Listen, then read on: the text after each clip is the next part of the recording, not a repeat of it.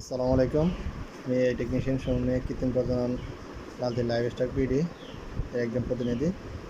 আজকের আলোচনার বিষয় হচ্ছে গাভীর পার্সেন্টেজ, কৃত্রিম প্রজননের সিমেনের পার্সেন্টেজের বিষয়টা নিয়ে আজকের আলোচনা। আজকের আলোচনা হচ্ছে আমরা কৃত্রিম প্রজননের উদ্দেশ্যে হচ্ছে দুধ এবং মাংস উৎপাদন বৃদ্ধি করা। আর এখানে আমরা এখানে একটা এআই টিউব দেখতেছেন, এটা হচ্ছে কৃত্রিম প্রজননের একটা এআই টিউব। এটার মধ্যে এটাকে বলে সিমেন স্ট্র, ইংরেজিতে বলে সিমেন স্ট্র আর বাংলাতে বলে এআই টিউব। এআই টিউবের মাধ্যমে আমরা যে কৃত্রিম প্রজনন করে থাকি, এখানে আপনার পার্সেন্টেজের একটা মূল বিষয় আছে।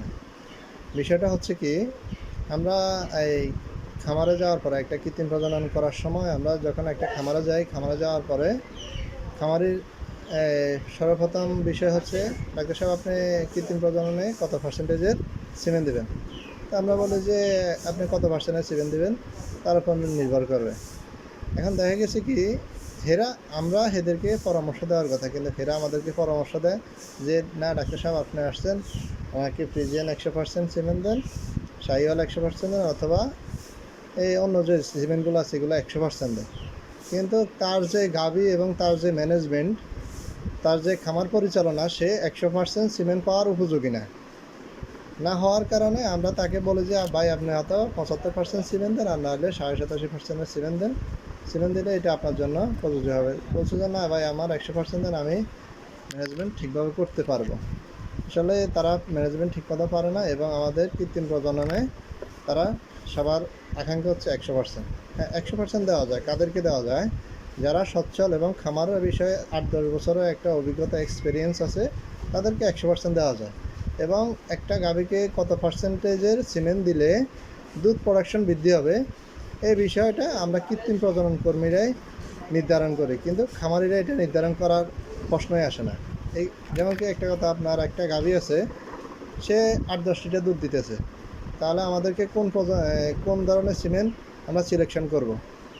এখন খামারি চাইতেছে 100%, তার জন্য প্রযোজ্য হচ্ছে আমাদের আবহাওয়া এবং সব কিছু মিলিয়ে তার জন্য প্রয়োজন হচ্ছে যে একটা 75 অথবা সর্বোচ্চ 87.5% সিমেন্ট 8-10 লিটার গাভীর জন্য দেওয়া প্রয়োজন। কিন্তু সে কী করতেছে, মনে করেন যে সে বলতেছে না ভাই আমাকে 100% সিমেন্ট দেন, 100% সিমেন্ট দিলে বাছুর ভালো আসবে, দুধ বেশি দিবে, মাংস বেশি দিবে। আসলে প্রকৃতপক্ষে তা হয় না হওয়ার কারণে দেখা গেছে রোগ প্রতিরোধ ক্ষমতা অনেক দুর্বল হয়ে পড়ে। আবার দেখা গেছে 100% আমরা যদি না দিই তাও সমস্যা কি, যেমন কি একটা 20 লিটার 25 লিটার বা 30 লিটারের গাভীকে যদি আমি 75% সিমেন্ট দিই, ওইখানে কিন্তু দুধ উৎপাদন ওইভাবে হবে না। কারণ কি, একটা পিওর ব্লাড লাইনে যদি আমরা সিমেন্ট প্রয়োগ না করি, আমরা কিন্তু জাত উন্নয়ন আমরা করতে পারবো না। আর আমাদের গাভীগুলোকে আমরা নির্ণয় করতে হবে যে, এমনকি একটা তো আমরা খামারে খামারে গিয়ে জিজ্ঞেস করি আপনার গাভী কতটুকু পরিমাণে দুধ দেয়। তা ওই দুধের উপর নির্ভর করে আমরা সিমেন্ট সিলেকশন করি। যেমন কি একটা হতো 8-10 লিটার হলে 75%, 15 লিটার হলে 87.5, 18-20 লিটার হলে আমরা বলি যে 100% সিমেন্ট দেন। এর নিচে দিলে দেখা গেছে আমাদের বাচ্চার কোয়ালিটি ভালো আসবে না বা দুধ প্রোডাকশন ভালো হবে না। হ্যাঁ, এখানে একটা বিষয় আছে, ওয়েদারের বিষয়। আমাদের যে গরম আবহাওয়া, এই ওয়েদারের বিষয় আছে। তো আবার এদিকেও খেয়াল করতে হবে, যেমন কি একটা 18-20 লিটার গাভী যে পালে, সে মোটামুটি একটা ধারণা রাখে যে না আমার গাভীতে কোন সময় গরম লাগবে, কয়বার গোসল করাতে হবে, কয়বার দুধ দহন করতে হবে, জীবাণুমুক্ত থাকতে হবে কিনা, এই বিষয়গুলো কিন্তু একজন 20-22 লিটারের অথবা 18-20 লিটারের গাভী যে পালে তার একটা ধারণা থাকে।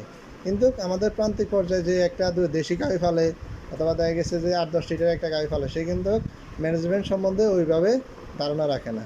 সে বলে যে না ভাই আসছেন আমার 100% সিমেন্ট দেন।